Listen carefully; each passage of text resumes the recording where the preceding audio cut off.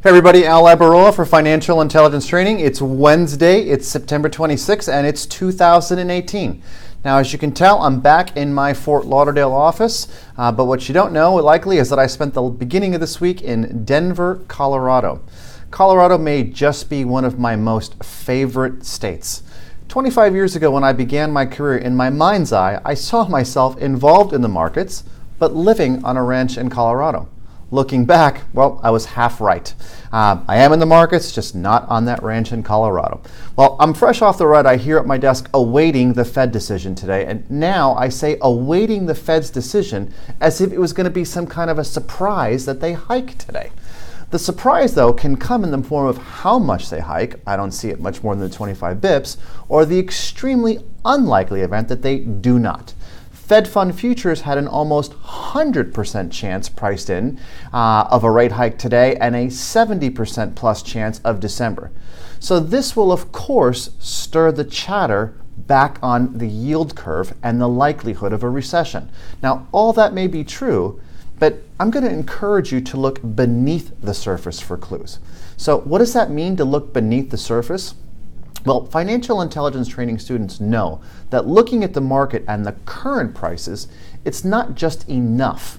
You need to do more to determine the current health of the market. In other words, we could see markets near all-time highs, yet beneath the surface, there is much weakness in certain key areas.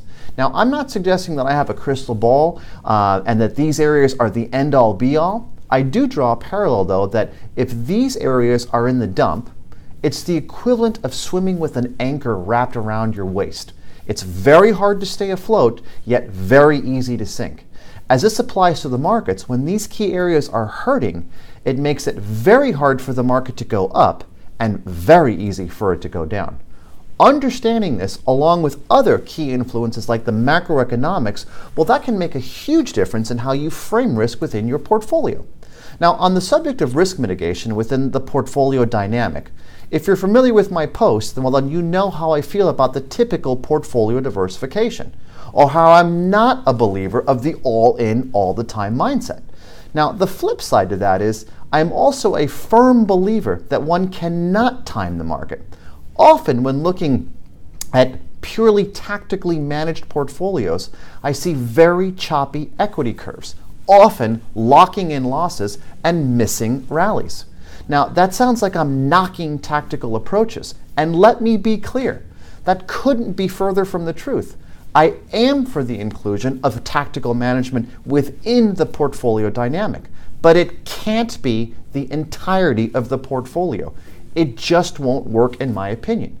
To support that theory, look at the many tactically managed funds that are out there. Not all, but many, you'll find have very choppy equity curves. The inclusion of this approach, meaning tactical management, as a sleeve within the overall risk pocket, I believe is very smart. And this is where time frame and instrument diversification come into play. Understanding how this works is just one of the many pieces to help solve the financial puzzle. And this is exactly what financial intelligence training is all about. To learn more, follow me on Twitter at Al Labaroa or drop me a note. And if you're trading in the meantime, then remember that stock and stock options involves a substantial degree of risk. It's not suitable for all investors. If you look at charts like I do, well then you know past performance is not necessarily indicative of future results. I'm Al Labaroa for Financial Intelligence Training. Thanks for watching, everyone.